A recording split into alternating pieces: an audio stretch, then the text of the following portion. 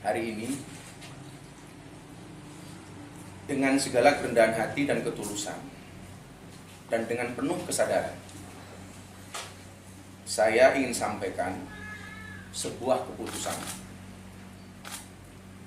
yang telah saya renungkan dengan sangat mendalam. Setelah berdoa, bermuhasabah, dan istikharah, saya memutuskan